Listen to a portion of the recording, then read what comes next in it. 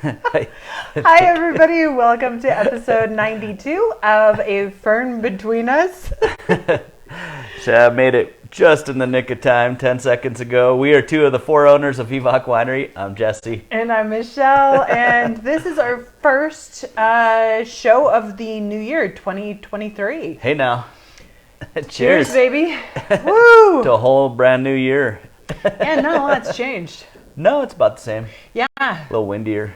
Yeah, I had all kinds of New Year's resolutions that I was like, yeah, I'm going to totally do all these things. And nope, I'm still the pudgy, lazy person that I was in 2022. So that's pretty awesome. Not me. I did yoga like 4 times. You've done a really good job. Yeah. Now. Yeah. I've been needing to do that, and it seems like it's helping my back, but we'll see. I don't know. It did throw it out one of the days, so. Right? I know. So being that it is our first show, we'll back up.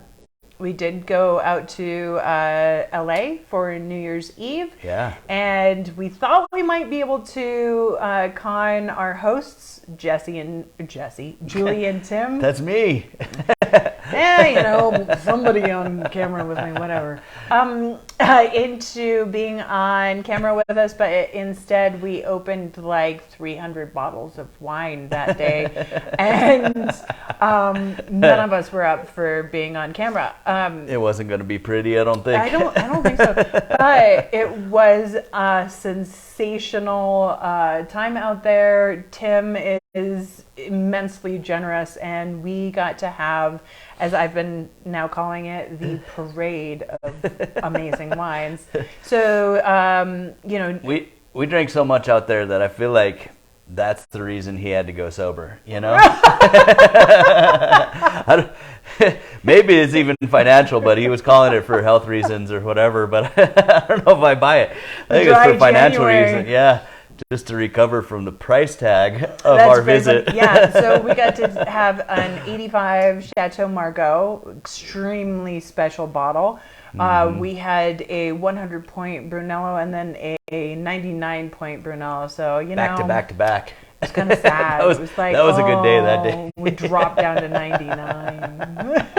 Yeah, it was really incredible. And Denali and I got to have professional hair and makeup done with Julie. It was just a luxury kind of experience where you get all those things that you don't normally get to indulge in. And so that was really, really special. Yeah, that was great. Thanks, guys. We'll be back soon. Yeah, let's make this a monthly. Yeah, and they're like, no, please, no. I might have to go back just so I can get some more of those aloe yoga pants. Being in LA just does a different thing. You find out all the special things that you just don't see in New Mexico, and you're like, oh wait, there is a different world out there. I had a hole in my lip. Did you see that? I did. That's okay. I'm like, what's going on? So instead of doing the show for a couple of weeks in a row, because then we were coming back and we got delayed, we got stuck in a really terrible snowstorm around the Flagstaff area as we were driving back. And Flagstaff area. It was Payson, Arizona. If any of you guys have had the pleasure. I don't know that anybody has or would admit to it, but it was a terrifying drive home as we drove our super adorable Jetta Turbo. Horrible in the snow. We call it the skate. It cannot drive in even a whisper of snow. So this was a terrifying drive. But we saw 2 people right in front of us slide off the road, and the third person lost a tire literally right in front of us and kept going. We're like, no, you have to pull over. They did not. So yeah, it was entertaining for sure.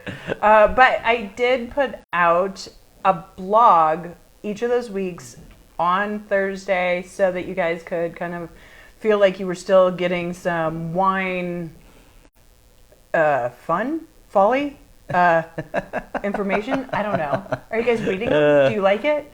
Is that at least something when we don't do the show?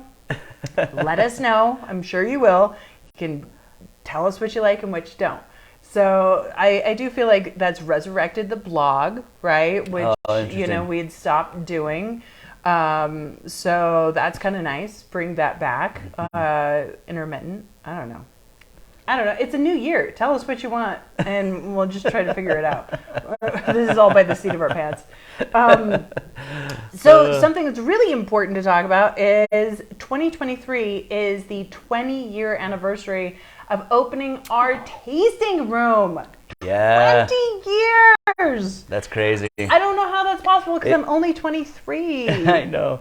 Well, it was 25 years ago this year that Chris and I sat down and wrote our mission statement and started down that path. So it took 5 years to actually get licensed, get open, and have product. Make wine. Learn how to make wine, then have some for sale that isn't too, that's palatable. It was that was a wild 5 years, and then the last 20 has been just crazy. So this is really a big year for us. It is. It is a really big year, and I'm so excited. And so part of that is going to be lots of social media content where you get to know the four of us, maybe a little bit more. Obviously, the two of us, you kind of know some weird stuff, but we're going to start getting kind of in depth of the four of us, how we got here, and then try to sprinkle in events throughout the year. And then in November, we are having a meeting about this, so not everybody knows, but I am planning that we are going to be having a big party in November, which is when we actually open the tasting room. Yeah. So somehow we're going to make that happen. Okay. Yeah. I think we're down. Right? I think so. I know for sure Lily is. Yeah. Her and I think very similarly, and we're always like totally on point. And so it's Chris usually just Chris talking and I you are guys like, into it. what does this mean I'm going to have to Yes. do? Wait, I have to show up somewhere on my day off? I don't want to. But it'll be fun. And one other thing that's really an interesting movement that I would like to point out is that Dry January that really was popular pre-pandemic. People are still doing, but now there are so many memes, and you've probably seen them, where Dry January is, I thought you were going to do Dry January. This is dry. It's Sauvignon Blanc. Dry wine. Yeah. Which Dry wine I January. think I is like hilarious. That. Yes. A little more playful. Last week's blog also was about how to have a damp January. Oh, right. So just lighten you don't up, have to change your overall overconsumption mode Yeah. into like mellower. And also have it be more of an exploration component to your week so that you are trying new wines. One of the things that I see over and over again is people get really locked into a style, and you have to reinvigorate your palate in order to appreciate other styles. And so it's not that a wine is wrong, it's just different. Is Harry one of those styles? You know Harry Styles to tell you. Nice. All right, so we are actually drinking Gruner Veltliner, and so this is not released yet. Is it coming out with this? Is it not? No. We bottled it a while ago. I know, it's not on our list though. It should be. Is it? I assumed it was. I have no idea. I just bottle it and put it there, and it's labeled, and so it's ready. I don't know if it's. I thought we had it in the tasting room. I don't know. Is it? I don't know. I have no idea. Uh-oh. Well, there's not gonna my be, department. Yeah, there's gonna be some accounts that are like, what the? Because they have been waiting for it, and I didn't think I saw it on the tasting room list, but maybe I was in a hurry. So maybe I need to do more homework. Anyway, tell us about the Gruner. So the Gruner is one of the first grapes that you planted at the 1725 vineyard right around our tasting room. Right. Yeah, it's been in the ground maybe 10 years or something like that. I can't remember exactly, but and it's what made you decide that you wanted to plant this grape? It is one of the staples of anywhere outside of Italy and France and Spain. Like all the rest of Europe basically grows Gruner Veltliner. They think it's amazing. We do too. It's kind of like medium bodied. It's in the Sauvignon Blanc kind of stylistically, sort of. You can make them any which way you want, of course, but I just really like it. I think it's a really a great white wine, and we're stoked about it. Yeah, I think it has it can bridge kind of components of a real dry Riesling that has a lot of salinity. I feel like sometimes it can show that, and then other times it's a little fuller, riper, and that gives it a little more girth. And I think that's really interesting. It's such a fascinating grape because it does show place. It does have versatility. Yeah. And of course it's originally Austrian. Yep. And so that's a wonderful place to go visit if you haven't yet. We spent some time in Austria and the Wachau. Wachau. W-A-C-H. A-U. It's it took me forever like trying to pronounce it correctly, but it's a gorgeous area, gorgeous wines, and it's split into two different sectors so that you can get more of that lean style versus a fuller style, and I think that's a really fun thing to experiment. But one of the things that's also interesting is that it was actually that's not a word. I was going to say widelier. It was the the widest, the widliest, the most plantings. I'm gonna dumb this down. Let's get simple here. Most widely planted. Yeah, that's where I was going. Was in the 1950s. And then it became less over the years, but actually really became popular internationally in the 2000s. Huh. So I think that's really pretty interesting to understand. It grows well here in Dixon, which is amazing. So we're 6,000 stoked. I mean, the production that we're getting off of these plants is unbelievable. Year after year, we had way more than we could use this year. We used it for blending. Like we blended it into other stuff because we had so much of it this year. So it was, super cool. And one of my favorite stories around our Gruner is Jesse had started to listen to a podcast called We Like Drinking. Oh yeah. Which unfortunately has come to an end. Oh, have they? They did, bummer. But it went on. It was a really long series. It was fantastic, and they explored different wines, beers, booze, you name it. And he happened to be flying somewhere. I don't even remember where. And he was listening to this podcast, and they described our vineyard and our winery, never said our name. So he tells me, you have to listen to this. I swear they are describing us. It's us. I took my phone off of airplane mode and I texted Michelle real quick as we were taking off. And then I put it on airplane mode, and then when I landed, I got to see all the messages from her. And so, of course, I listened to it and was like, oh, that's 100% our vineyard, our winery, and definitely our Gruner. And he was super impressed with it. It's 3 guys doing this piece, and John Ruyak was the one that was talking about this experience. And so I messaged them and said, is there a reason why you didn't mention our winery name? I mean, hello. Yeah, that's my side of the job. And so they messaged us right back and said, oh my gosh. Oh no, we didn't mention the winery name. That is terrible. They listened back, and so then they invited us on the podcast, and that was really fun and talked about it. But we did become that winery to them because it was just this hilarious joke. And when they were actually promoting us that we were going to be on in a future episode, they were like, oh my gosh, we realized we never named the winery that John had been at, and this amazing Gruner, and we love it so much. Still didn't say our name. It was just, that winery in New Mexico is amazing.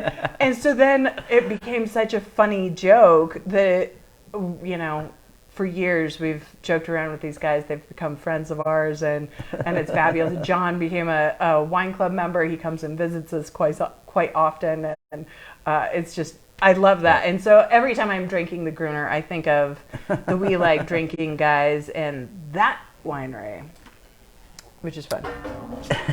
Nice story, Mark. Hey, it is a good story, yo. I noticed you didn't jump in and tell any of it. It's almost like he doesn't remember being part of it. All right, well, let's get into questions, mister. The first question is, I saw that you guys did it up for the Golden Globes. Yes, we did. Do you ever do Oscar parties at the winery? We want to so bad. Which movies do you think will be nominated, and what should I drink with them? So first part, yes, my family is 5-6 generations of LA. We grew up with people working in the studios. It is a big part of the tradition in my family that you really get into the award shows and the movie stars and all of it. And so, unfortunately, Denali had been really sick on New Year's Eve, so she got sequestered. And so we needed a little bit of a redo, and this just seemed like the perfect opportunity. So we did party it up, and those of you guys that evidently saw it on social media, that yes, we had a great time, great party. And we used to do Oscar mini parties where you could fill out a ballot, and we'll probably do that again this year. But I'd like to do a viewing party, like a big party. We just don't have the space. Right. It's cold. Right. We need to figure out something. We keep waiting, imagining for this one day when we have like an event space associated with the winery, and we could just like pour wines and beers and bubblies maybe even and things like that, and have like a decent sized screen and a bunch of seating of some sort. And like, I really like, this has been in my mind all these years. Hopefully one day we'll have that. You can't really show live broadcasts without paying dues and fees. So you need to really have a place and a scene that you actually do it on the reg in order to be able to like make that kind of a worth it thing or whatever. It doesn't have to make us money. I want to do it for the fun of it. Yeah, totally. If it was break even, we'd be stoked, but I just want to, someday. That's kind of how we roll with our happy hours too. We're just trying to do something fun for everybody to get together. Exactly. It might be kind of interesting to maybe do like a Zoom where the four of us got together to watch the Oscars. Of course, I'm a pain. I want it like she's one of the silence. Yeah, I need to hear what everybody's saying. And I kind of feel that way too, Yeah, and so it's less of a like. Yeah. But commercials, I'm down to like be like yeah, and I cheer a lot, like. But it's the opposite for Super Bowl. You want to hear the commercials and then talk during the broadcast. Yes, I definitely feel that way. These are two things that we definitely would show at the winery were we to do it. Yes, that's very funny. Yeah, we're gonna think on that because Lily and I have talked about this for years too. So who should be in there? All right, which movies do you think will be nominated, and what would we pair with them? I do love to do pairings with the top nominated movies of the year. With Banshees, so we do that. Banshees for sure. Got to be Guinness. Hello. We're talking Ireland. Wine. Oh, wine. Okay, let's see. So I think something big and bold, right? In that case, that would be taking the place of a Guinness. So maybe our Alianico. Alianico or Alianico or Diablo or Amante maybe. The port. Oh, the port would be fun with that. I like that. If you haven't seen the Banshees, it's so good. We've watched it. Banshees of Inisherin. We've seen it a couple of times now. However you spell Inisherin or pronounce it. Right? Yeah, I feel like we need Monica and Owen to be writing in. If you guys are watching, Owen, how the hell do you say any of this? Like when they came out here and he was like, I don't know how to say anything out here. It's in feckin' English, you know. Right? That was awesome. All right, Elvis is another one. Oh, we love Elvis. We love Banshees. Love Elvis anyway, but that was an amazing movie. I'm so excited that Austin got the Golden Globe for it. What do you pair with that? Rosé, probably. That's so funny. That's what I was thinking too. Nice. You're killing it. I love this. Cheers, y'all. I totally would too. Like something sparkly and fun and awesome, and everybody loves it. Huh? Maybe. I don't think everyone loves Elvis though, too. You know. What? I mean, Elvis, but the movie, like that's a specific crowd, sort of. I mean, it was a brilliant, badass movie, but. It's weird, right? Like, so it's surely you're cutting out some portion of the population. Maybe. I would think. Not me. Well, all right. What are some of the other movies that we enjoyed? Blonde. Blonde. Blonde was good. She was phenomenal. She was so amazing that it is a little bit of a Debbie Downer. I mean, obviously that we did know this going into it. But Marilyn had a rough life. I kind of feel like a really great Chardonnay. Yep. And any others pop into your mind real quick? Why can't I think of any of the movies that are probably going to be nominated? There's the blockbusters. Avatar. The Avatar and... Oh, yeah. And Tar. Oh, Tar's good. Tar is amazing. Tar, if you haven't seen it, definitely check that. A little bit, but well, and Cate Blanchett is just brilliant too. Gosh, I would say that would be actually maybe more like a Pinot Noir. Yeah. You know, something very complex, interesting, layers. Right. You don't always love it. You don't always you love it. You love to hate it. You can really appreciate the shit out of it. Yeah. Yeah. And then Avatar. Avatar is so fantastical. I think you got to go with I don't know what bubbly. I don't know. That would be fun. It's also again not in our wheelhouse, but I drink bubbly a lot, so you know, sure. I was also gonna say it goes well with edibles. Edibles in a Cosmo? I don't know. Oh, that'd be fun.